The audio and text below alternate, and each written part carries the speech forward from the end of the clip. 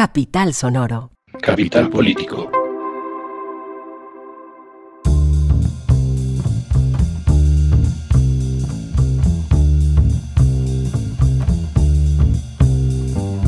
Capital Político es un podcast que semana tras semana, 2 veces a la semana, se ocupa de las noticias más importantes de Colombia, Bogotá y el mundo. Yo soy Santiago Rivas y tenemos un temario muy extenso, pero está partido en 2 secciones. Vamos a empezar haciendo un repaso largo de las noticias que siguen y siguen llegando y fluyen y fluyen y fluyen y no hay curita, esparadrapo, gasa, corcho, tapón, cinta gaffer, nada que uno le pueda poner que detenga ese flujo incesante de ruido, y nosotros pues obviamente vamos a procesar algo de lo que está pasando por ahí. Y vamos a terminar con una entrevista acerca de una entrevista, es decir, vamos a hablar del artículo que publicó Voragine.co mostrando cómo el enmascarado, el famoso, el infame enmascarado que se ve en la foto emblemática de la Operación Orión, que entre otras fue tomada por Jesús Abad Colorado, sí era un paramilitar. Las implicaciones de esto, tras una salida de la ropa que tuvo el expresidente Álvaro Uribe Vélez, pues a nosotros nos llaman la atención y por eso quisimos hablar un poco más sobre este reportaje que ustedes igual deberían leer, pero primero empecemos.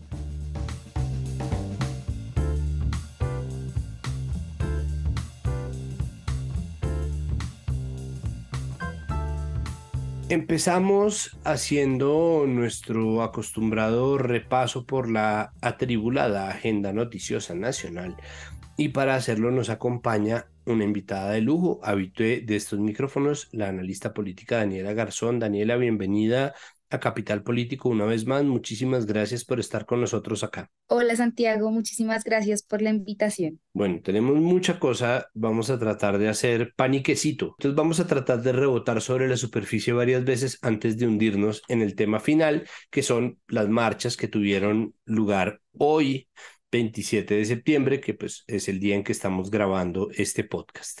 Vamos a empezar con una publicación que se hizo al fin de semana pasado, que es el cuento de las investigaciones por corrupción en el metro. Nosotros nos enteramos por una portada de la revista Semana, pero la verdad es que sí existen unas investigaciones, entonces tratemos de esclarecer cómo es que va esta noticia, qué sí y qué no se sabe sobre este cuento de la corrupción en el metro. Bueno, Santiago, yo creo que ahí hay 2 frentes. El primero, por supuesto, es el de la publicación de Semana, que habla de una posible entrada de dineros irregulares a campañas políticas del año pasado a través de coimas, de contratos que involucrarían la construcción del metro. Sin embargo, pues creo que fue una denuncia, pues que ni siquiera periodísticamente tenía una contrastación de fuentes. Creo que esa es como la primera, como la primera línea que tiene que ver con la corrupción en el metro. La otra es de las investigaciones que anuncia la Procuraduría. Entiendo que es alrededor de la construcción, o de los estudios para la construcción de la primera fase subterránea, que es lo que ha querido el gobierno. No sé cuál es si tiene esto una injerencia directa con la alcaldía, pero creo que por eso ha sido el metro noticia en los últimos días. Y bueno, suele suceder que los organismos de control actúan justo después de que alguna nota periodística alerta sobre un caso de obras particular en Colombia, y aunque no sé si este sea el caso, pues creo que coincidencialmente sale Semana y después salen los organismos de control en líneas distintas, es lo que quiero decir. Por un lado, Semana habla de unas posibles coimas y por otro lado la Procuraduría investiga unos estudios que se están haciendo para evaluar la viabilidad de hacer la primera línea del metro subterráneo. Sí, la fase subterránea del metro estaba pensada desde hace rato. Están tratando de entender cómo fue que a comienzos del año pasado, más o menos en marzo, se pidió una corroboración que, si no estoy mal, pasó por la ANI, la Agencia Nacional de Infraestructura, pero la Agencia Nacional de Infraestructura no tiene injerencia en ningún tipo de proceso en los cuales ellos no vayan a ser contratista ni contratante, lo cual pues podría suponer una irregularidad, y de ahí creo que es que parte la investigación. Creo que, bueno, pues vale la pena. Sí, usted tiene toda la razón. Salen los entes de control a reaccionar un poco al devenir noticioso, pero al mismo tiempo, pues lo que traía Semana era una noticia de que hay unas investigaciones en la fiscalía, que ese ente de control parece actuar en una cuestionable o reprochable llave con Semana, ¿no? La fiscalía y Semana tienen un puente, hay alguien que le está constantemente pasando información de lo que pasa por la Fiscalía General a, a Semana y ahí pues es, o sea, eso es garantía de que Semana se iba a enterar. Esto suscitó una reacción airada por parte de la alcaldesa Claudia López y de su esposa Angélica Lozano, actualmente senadora de la Nación, de la República. Entonces, ¿ahí qué? ¿Cómo ve usted la reacción? ¿Qué dijo Claudia López que se ha de remarcar? ¿Qué opina de la forma en que reaccionó a esta publicación? No, yo creo que básicamente pues la alcaldesa hace énfasis en un argumento que hasta ahora no entiendo ha sido rebatido y es que para el periodo de las denuncias 2022 no hubo ningún contrato firmado que involucrara a la empresa Metro, a los chinos que se quedaron con la licitación o al distrito. Creo que, por supuesto, por el lado de Angélica, lo que hay es una reacción alrededor de que esto es una jugada electoral. Y a pesar de que ella no está compitiendo, pues por supuesto que sí tiene candidatos en disputa en este momento, pues a las elecciones regionales, que nos queda un poquito más de un mes para que finalmente se cumpla el ciclo electoral. La denuncia pudo haber sido más grande y esto muestra un poco que a pesar de que Semana hace como o sea, sigue teniendo un lugar considerable en la opinión. Cada vez hay más un consenso de que cuando salen denuncias que no están bien sustentadas, no hay que prestarles como mediáticamente tanta atención. Sin embargo, creo que, pues obviamente cualquier cosa que siembre manto de duda sobre la segunda persona que tiene como poder en Colombia, que en este caso yo considero es Claudia López, pues va a ser muy delicado. Y ya después de que hay un manto de duda, pues uno lo que le queda decir es como si hay algo que investigar, que se investigue. Y pues básicamente fue lo que tanto la alcaldesa como Lozano salieron a decir el fin de semana. Pasemos a nuestro siguiente tema, porque bueno, esto no ha terminado, pero hay otro, eh, llámese como se llame, rifirrafe, choque de trenes, que viene de unos hechos rarísimos que me gustaría que usted me ayudara a hacer claridad, y es, ¿qué es lo que pasa entre la fiscal Angélica Monsalve y Caterine Jubinao, representante de la Cámara por Bogotá? ¿Qué es la cosa?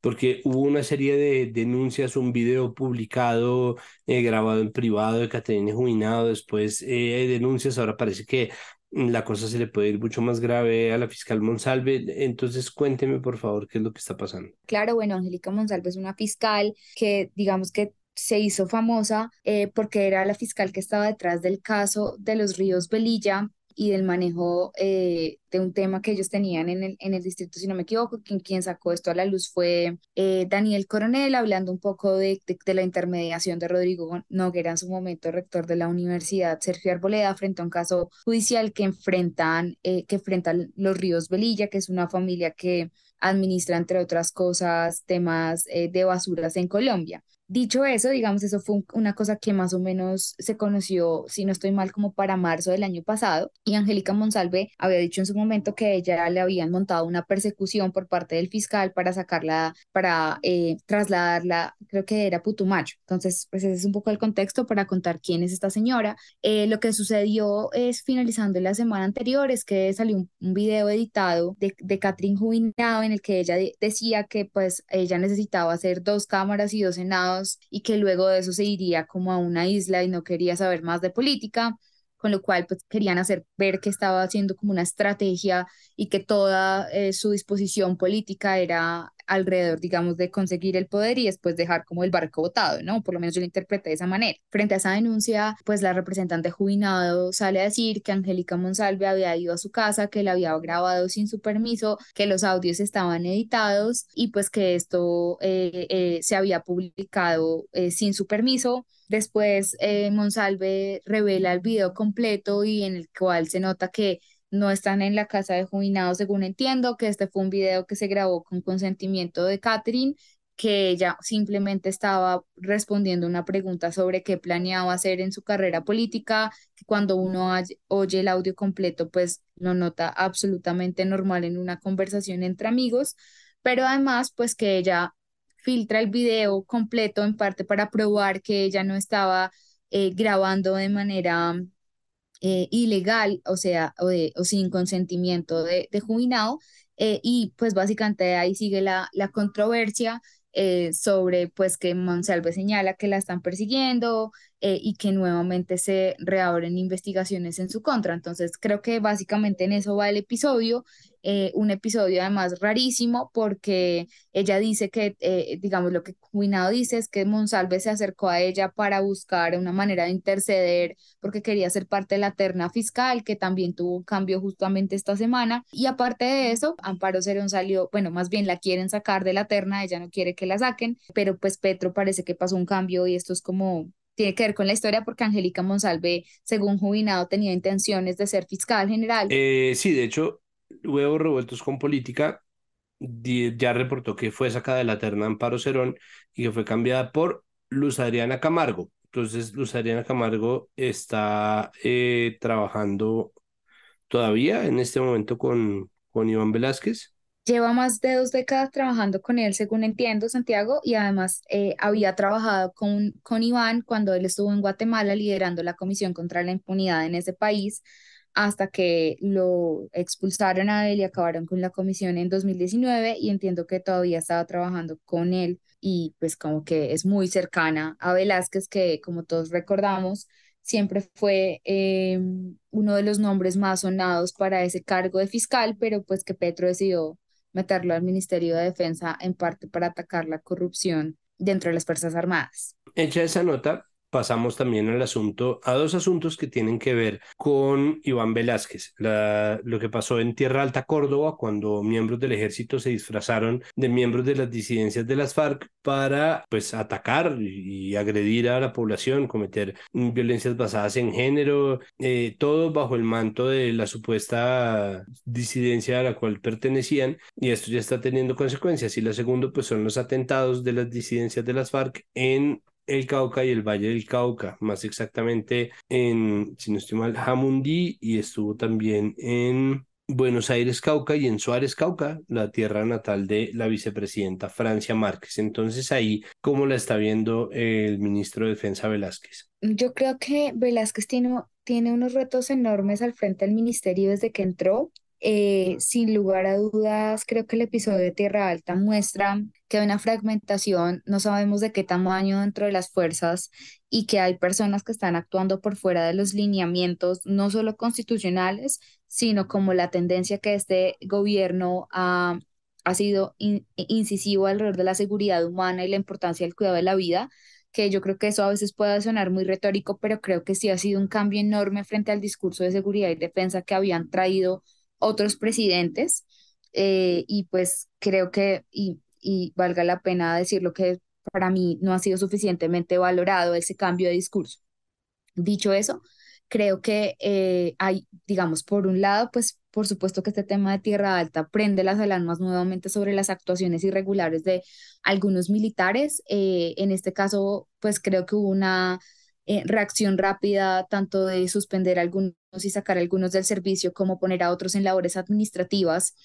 Sin embargo, pues eso no soluciona la pregunta de fondo y es, ¿hay o no connivencia aún entre los militares y fuerzas armadas ilegales como las del Clan del Golfo? Creo que esa es una pregunta que todavía no se resuelve con suficiencia y que uno esperaría que fuera un no rotundo, ¿no? Que no hubiera dudas, porque el margen de dudas pues solo aumenta la desconfianza en las actuaciones de la fuerza pública. Yo creo que hay que ser muy claros en los dilemas de la guerra y los dilemas de los conflictos y las violencias armadas. Y creo que en eso, no sé si voy a ser muy dura con esto, pero creo que buena parte de la gente que está en el gobierno es víctima de muchas cosas que se dijeron cuando ellos eran oposición, ¿no? Y es que como si la discusión de entre guerra y paz fuera blanco o negro, ¿no? Y nunca es blanco o negro. La guerra no tiene casi nada bonito y la gente que se beneficia de la guerra es muy poca. En cambio, la guerra deja muchas víctimas y la violencia armada también. Yo no sé si nosotros podamos decir que estamos en este momento en guerra porque creo que este ciclo de violencia que se abrió después de la firma del acuerdo con las FARC es un ciclo de violencia distinto al ciclo de violencia que Colombia había vivido antes con una guerrilla tan fuerte como lo fue en su momento las FARC. Pero lo que sí es cierto es que cada vez que uno está tratando de pensar soluciones a la violencia armada se encuentra con dilemas de tipo moral y ético, por ejemplo, frente a decir negociamos con el conflicto o sin cese al fuego, que fue un poco la premisa con la que se negoció el acuerdo con las FARC, ¿no? Y que tuvo momentos muy álgidos en los que la mesa casi se rompe y por la cual, por ejemplo, desde el principio estuvo esta idea de que, bueno, lo que pase mientras negociamos, pues van a ser tragos muy amargos, pero nos los vamos a pasar, ¿sí? Creo que en este caso, pues lo que ha intentado el gobierno es justamente que no sea eso, sino frenar la violencia con antelación. Pero pues lo que vemos también, y esto es muy crudo de decir, pero es la verdad, es que estos grupos solo tienen relevancia en la medida en que son actores armados y son actores violentos, ¿sí? Si mañana el ELN dice acallo los fusiles y no secuestro y no extorsiono, pues cuál es la posición que tienen de poder y ellos lo tienen perfectamente claro porque por eso están en armas, ¿no? Entonces creo que esa es la verdad, como lo crudo que muchas veces como sociedad nos cuesta aceptar y es que negociar en escenarios de violencia armada no es sencillo, implica unas concesiones o implica más bien escoger con cuidado cuáles son los costos que uno quiere pagar en medio de la negociación con el riesgo de que la negociación fracase o que se alargue en el tiempo.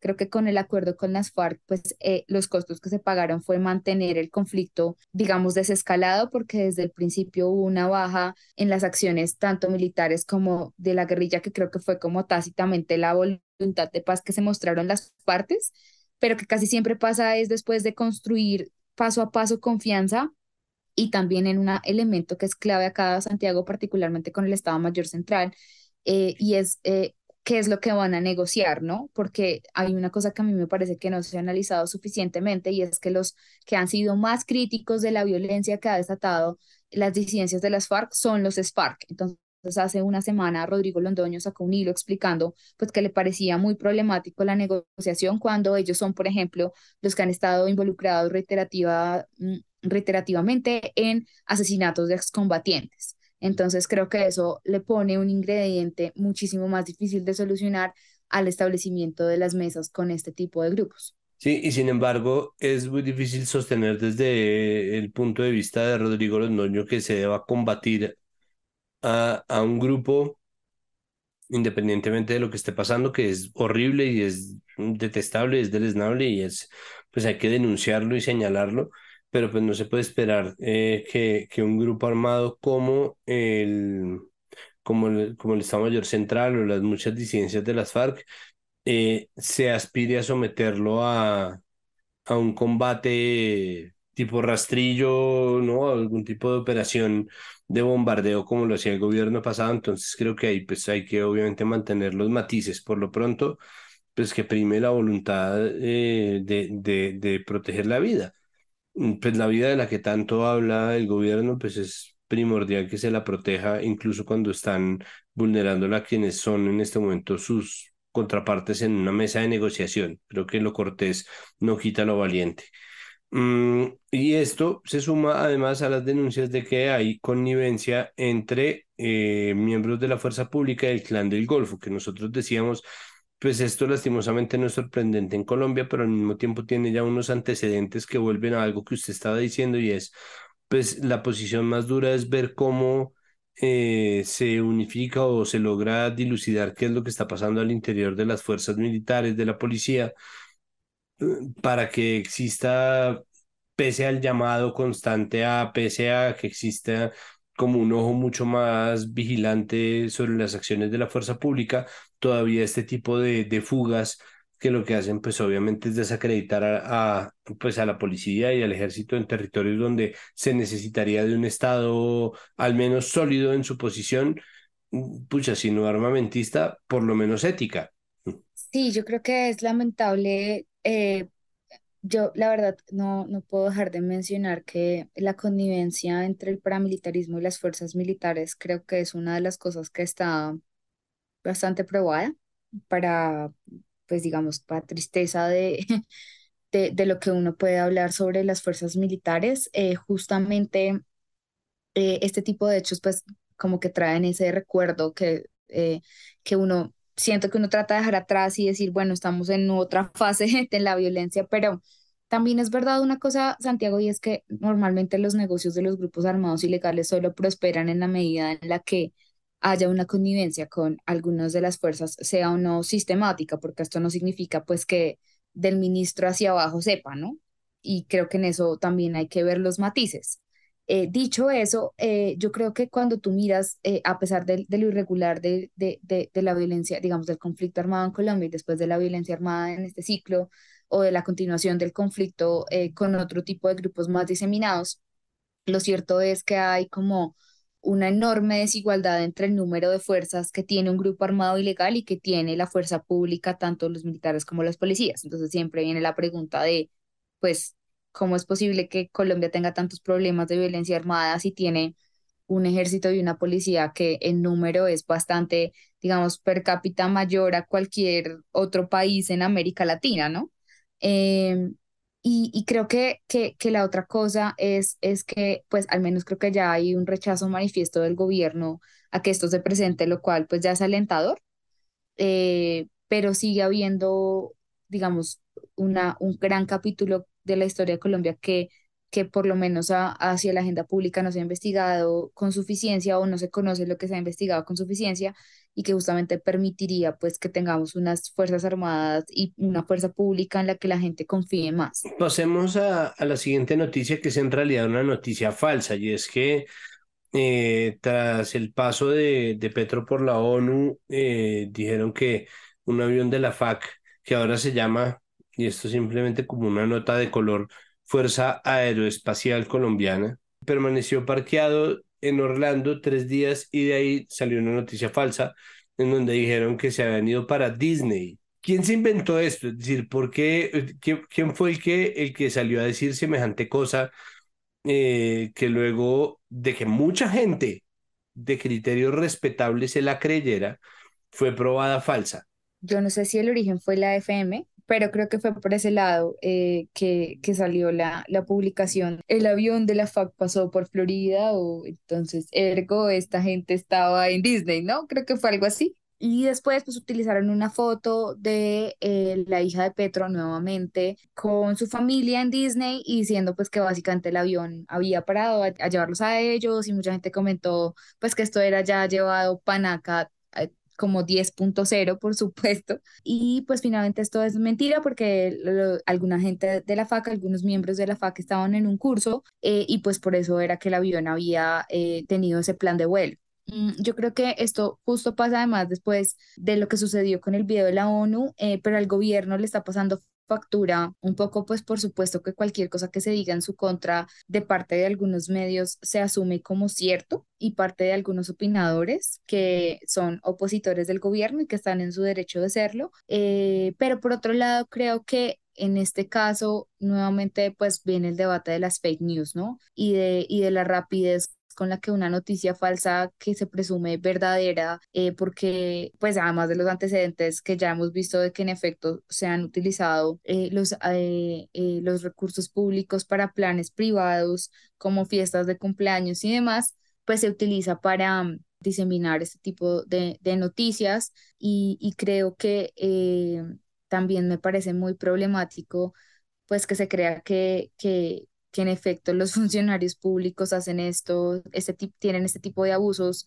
con toda libertad, ¿no? Que es en el fondo, no tiene que ver solo con este gobierno, sino con cualquier gobierno, ¿no? Que uno debería primero decir como, pero es imposible que lo hayan hecho y hoy estamos en el obvio que lo hicieron. El caso es que, bueno, fue simplemente una noticia que hizo parte de la pelotera de la semana, que termina para nosotros haciendo esta grabación con un tema de altísima preponderancia, que son las marchas del 27S, unas marchas que han traído, pues para variar, muchísima polémica, pero en las cuales el gobierno se aseguró un poco de tener los números para hacerse ver fuerte, ahora que hay cinco reformas en el Congreso que buscan ser debatidas, ¿no?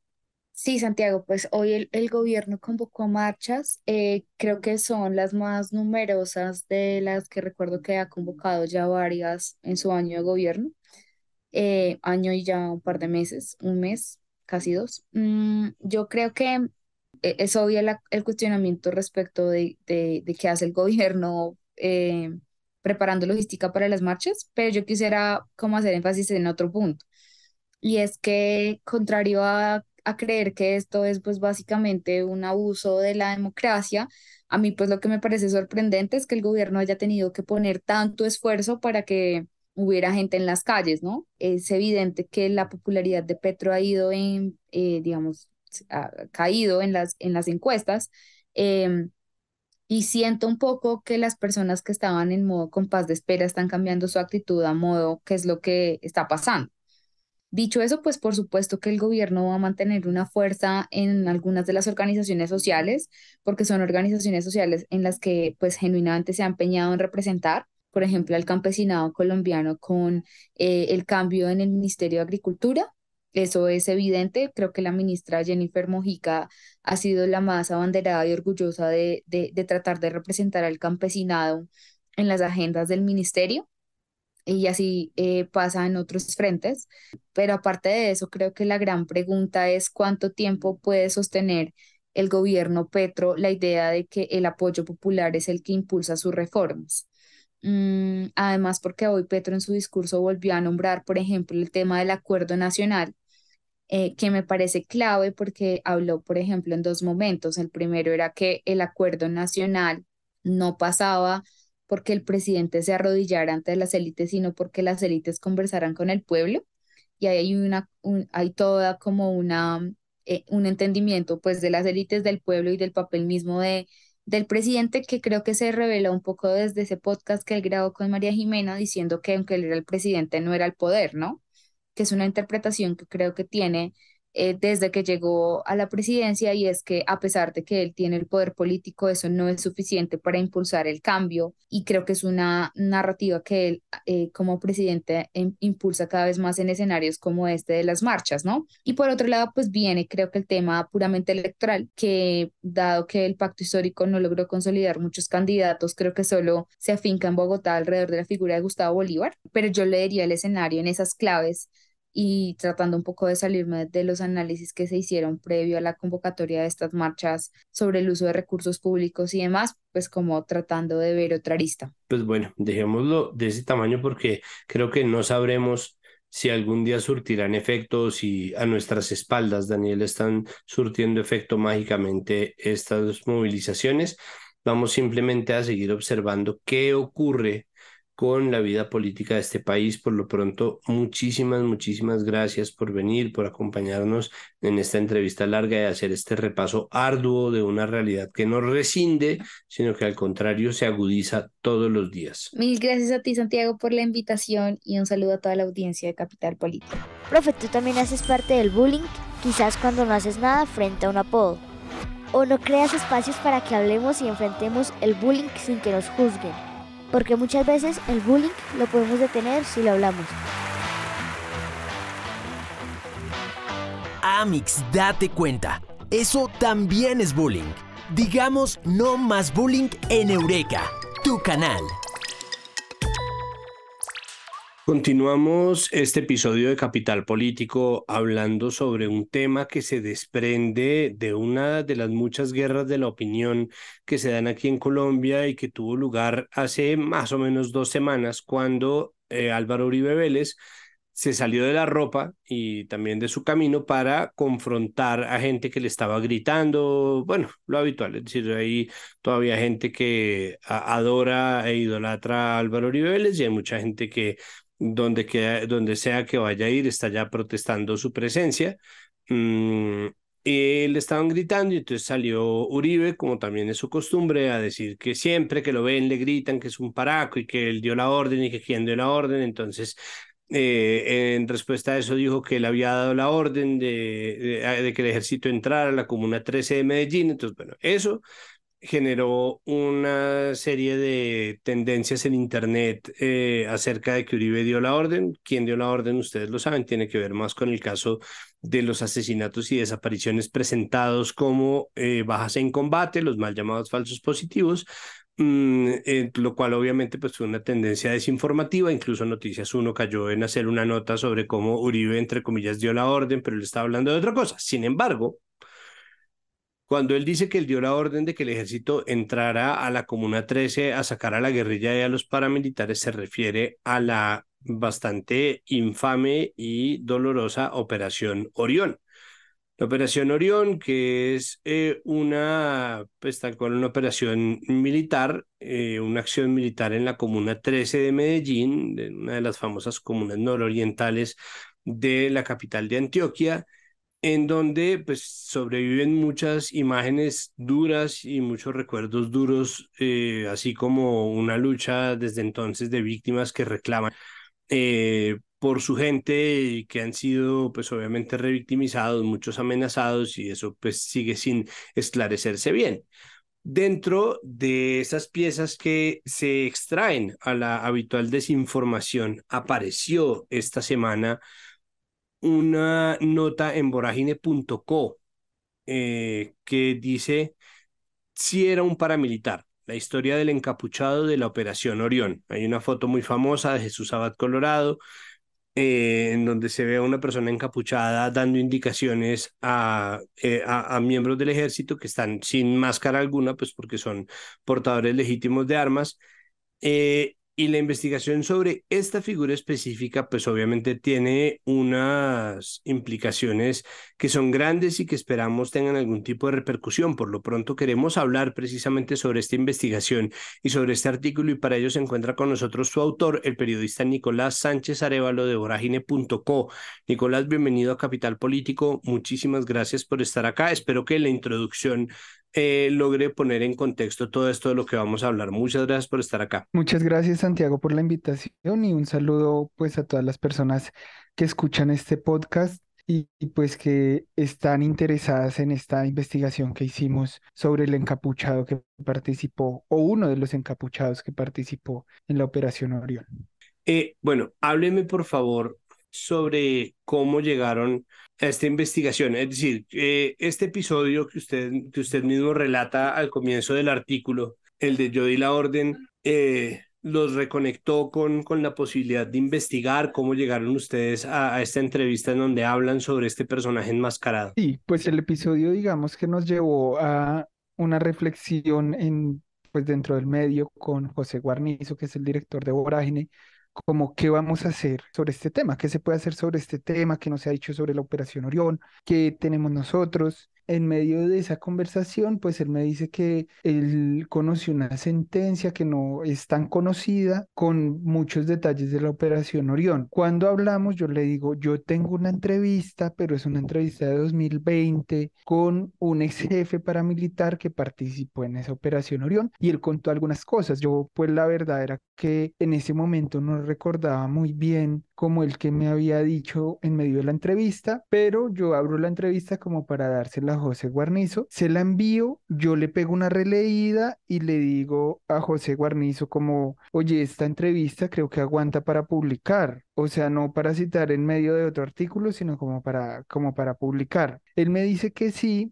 Pero en ese momento, pues digamos, yo también, digamos, la publicación de esta entrevista se demoró varios años, entre otras cosas, porque yo creía que se necesitaba contrastar varios de los dichos de Móvil 8, de Juan Carlos Saldarriaga Villa. Entonces yo me puse como a la tarea de empezar a buscar los alias que él nos dio de las personas que sirvieron como guías para el ejército que el bloque Cacique Nutibara le entregó a la fuerza pública para que entrara con ellos a la Comuna 13 de Medellín. Y me pongo a buscar por el alias del Gomelo, puedo relacionar el alias del Gomelo con un nombre, el alias de Camilo Gomelo con otro nombre que es el hermano del Gomelo. Digamos, el nombre del Gomelo, que es el encapuchado que sale en la foto de Jesús Abad Colorado, es Marlon Andrés Castañeda Higuita. Y Móvil 8 me refirió de otro guía que era Camilo Gomelo. Cuando yo encontré el nombre de Marlon Andrés, después encontré una entrevista con alguien llamado Camilo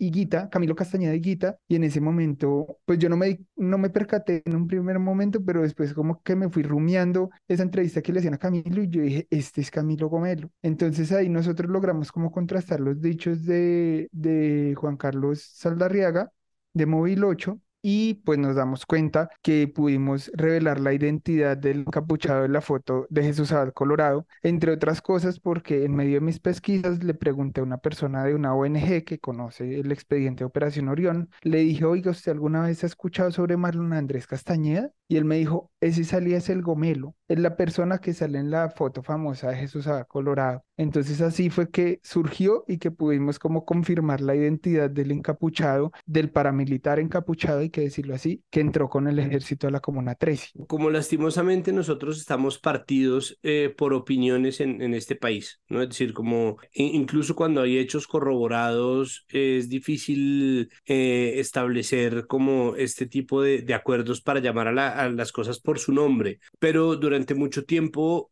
quienes hemos visto esa foto y pertenecemos a un lado del espectro político, pues nos referimos a esa persona como el paraco, ¿no? No, pues si la gente se refiere a esa persona enmascarada como un paramilitar, simplemente porque el hecho de que alguien oculte su identidad cuando está en una operación militar, pues obviamente es sospechoso. Por eso pareciera sorprendente que hasta ahora se esté corroborando que se trataba efectivamente de un paramilitar. Entonces, hábleme un poco sobre las implicaciones de eso. Sí, pues digamos que usted tiene toda la razón cuando dice como que había mucha gente que ya decía que era un paramilitar y pues digamos uno ve la foto y pues puede ser evidente, pero mientras exista como el vacío de quién era ese tipo, pues como que había algunos sectores que podían argumentar que no, que era una persona, no sé, de fuerzas especiales del ejército o que simplemente no se referían al tema como para dejarlo ahí pues como volando, ¿no? Un poco volando, que quedara solamente la foto. Y yo creo que lo que nosotros hacemos es como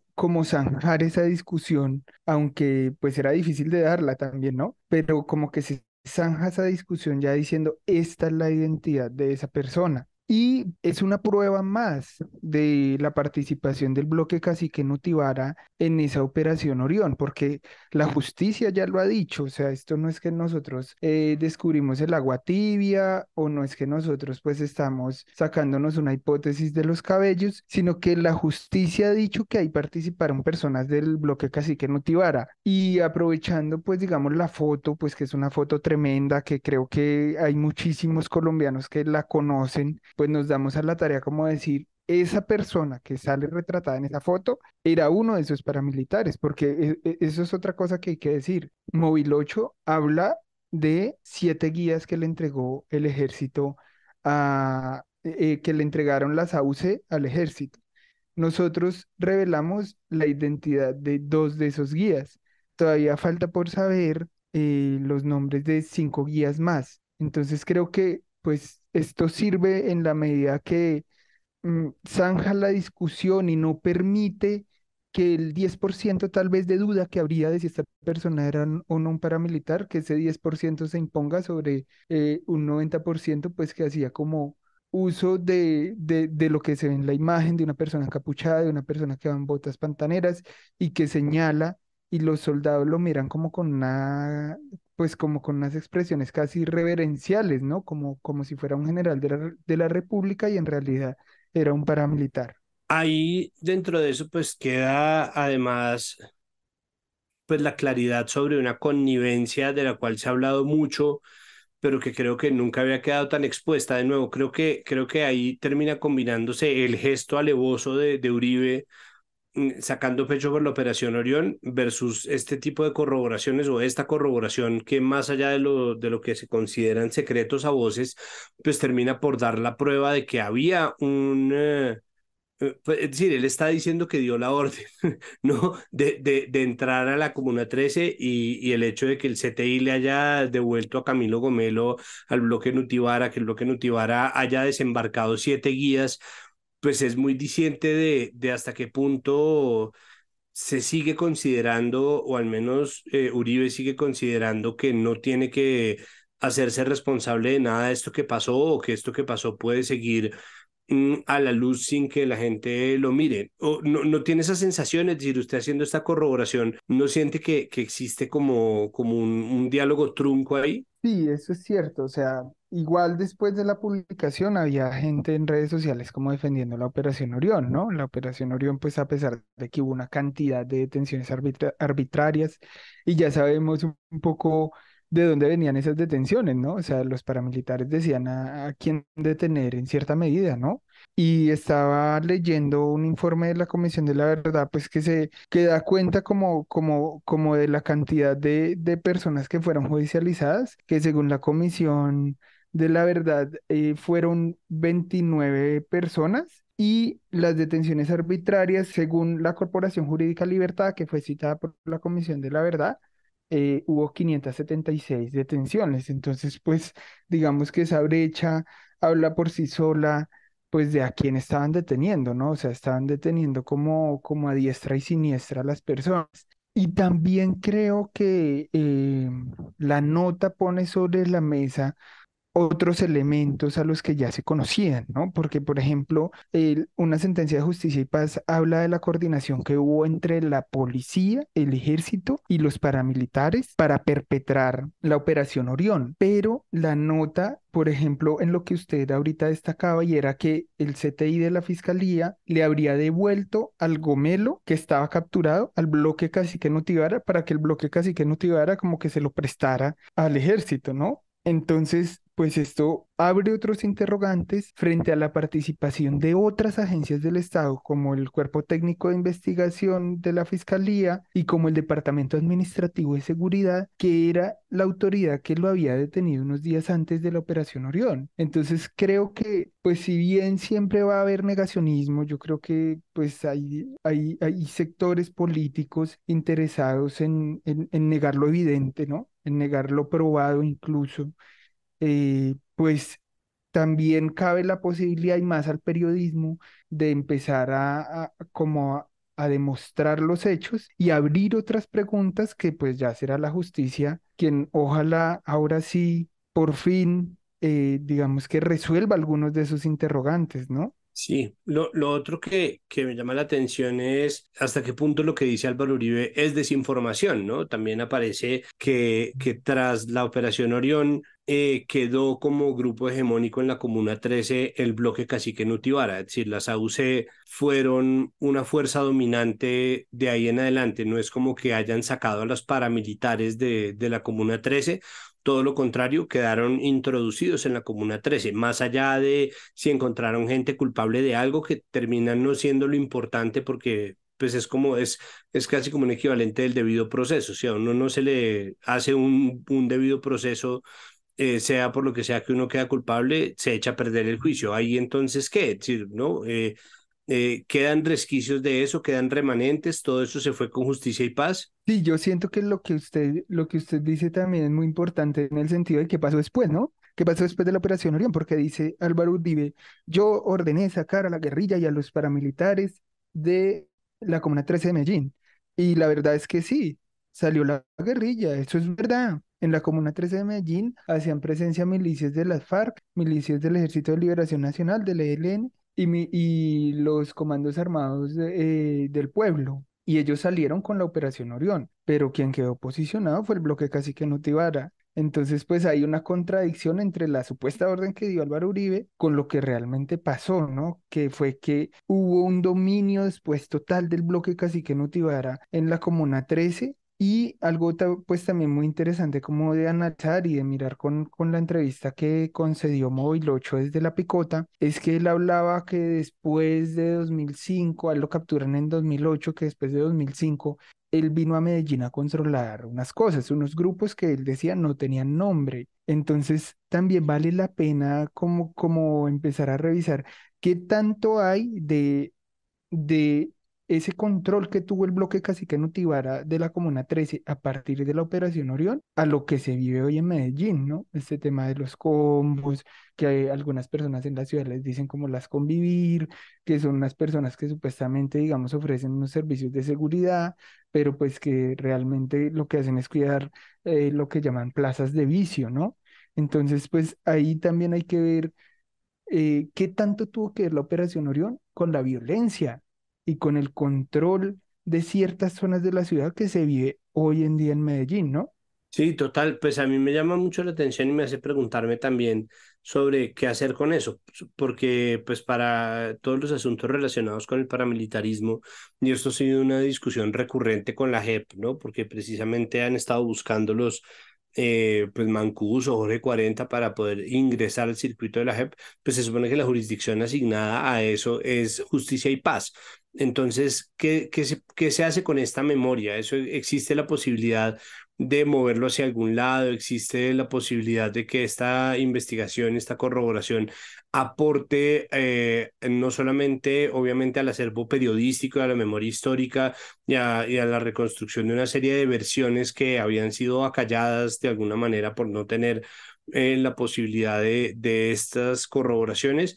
O sí se puede hacer algo directamente que, pues, que traiga consecuencias o que al menos permita asignar responsabilidades justas en lo que es una simbiosis entre la fuerza pública y fuerzas paramilitares. Y pues yo siento que Movilocho también plantea otro debate ahí, ¿no? Y es como muchas personas ex Saucé estamos todavía en las cárceles porque no salimos ni con Justicia y Paz, ni pues con la JEP, y queremos decir algunas verdades, pero pues obviamente ellos también plantean un dilema, que es un dilema judicial. Movilocho dice, a mí que me reciban pues que me den beneficios judiciales, digamos, eso lo digo parafraseando y no de manera textual, que me den beneficios judiciales y yo puedo contar algunas cosas que sé. Y pues se ve difícil ese camino, ¿no? Porque él no entró a Justicia y Paz porque se desmovilizó después y pues todavía estaba como delinquiendo. Y en Justicia y Paz, pues va a ser difícil que a ellos los acepten porque, digamos,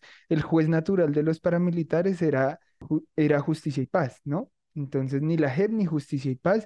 Y eso quiere decir que hay personas pues que van a cumplir penas más largas, como Móvil 8, de los 8 años digamos, se instauró Justicia y Paz, o de los 8 años con medidas reparadoras que tiene la JEP, pero que tal vez esa verdad se va a quedar en las cárceles, ¿no? Porque Móvil 8 no es el único. Entonces, ahí hay pues muchas preguntas por resolver y es lo que usted dice, ¿qué vamos a hacer? ¿Qué vamos a hacer con esa verdad primero? Pero antes de esa pregunta yo haría otra, es ¿cómo la vamos a saber? ¿Cómo la vamos a saber si esas personas pues están dispuestas a contarlas algunas, si les dan beneficios judiciales y hay otras que nunca, nunca lo van a contar, ¿no? Y lo otro que preguntaba frente a si se puede mover un poco la justicia, pues yo siento que eso también es como un tema de voluntad política de la justicia, si la fiscalía, si la comisión de acusaciones tuviera voluntad política de hacer investigaciones serias, seguramente las pueden hacer, ¿no?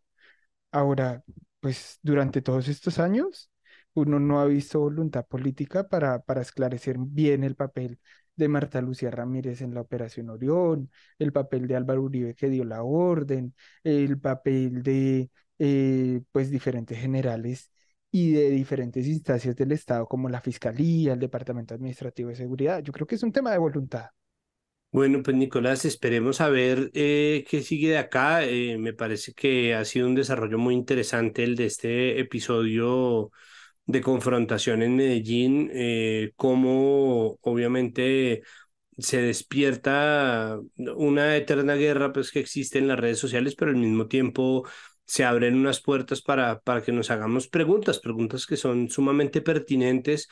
Entonces, bueno, mejor dicho, vamos a ver qué continúa, simplemente dejar la recomendación para que entren a vorágine.co y vean si era un paramilitar, la historia del encapuchado de la Operación Orión y que pues de paso apoyen proyectos independientes como Vorágine, que está haciendo este tipo de investigaciones muy interesantes. Este, como ya les dije, es un artículo de Nicolás Sánchez Arévalo. Muchísimas gracias, Nicolás, por acompañarnos aquí en Capital Político. No, muchas gracias, Santiago, y pues invitar a las personas que vean nuestro contenido. Nosotros somos un portal que hacemos investigación sobre violaciones a derechos humanos y corrupción. Entonces los esperamos y pues muchas gracias por el apoyo y por la invitación. Listo. Recuerden que en las notas de este episodio van a encontrar el link directo a este artículo de Nicolás.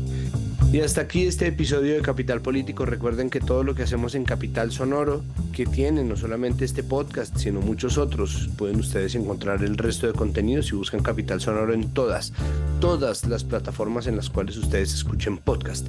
Recuerden que todo lo que se hace aquí en Capital Sonoro se hace gracias al trabajo arduo de nuestra productora María Alejandra Cuestas, de nuestro periodista, investigador Juan Pablo Conto y de nuestro editor Cian León Bernardo González. Recuerden también que tenemos un podcast noticioso que sale todos los días en la tarde. Ahora un podcast es uno de los muchos formatos en los cuales se difracta, se divide y se expande el sistema noticioso del sistema de comunicación pública Capital, que se llama Ahora, y ustedes pueden encontrar todos los contenidos, incluyendo por supuesto nuestro podcast, a donde sea que miren y en donde sea que se encuentren. Pueden suscribirse también al boletín de noticias diario que va a llegar a su correo electrónico. De la misma manera, recuerden que esto es comunicación pública, es decir, nosotros no necesitamos ningún tipo de suscripción o no necesitamos financiamiento de nadie. Muchas gracias por pensarlo. Lo que sí es, ya que la plata se la va a dar a un proyecto independiente que en realidad lo necesita, a nosotros lo que nos puede dar es un empujoncito con la difusión, ayudarnos a recomendarnos en sus chats familiares y de amigos, en sus redes sociales, pegar el enlace, y si la plataforma en la cual usted escucha Capital Político y cualquier otro podcast que nosotros tengamos tiene la posibilidad de calificar, por favor denos una calificación, ojalá buena, siempre y cuando le nazca. Muchísimas gracias por su audiencia y nos oímos en el próximo episodio al final de esta semana. Hasta luego. Capital Sonoro.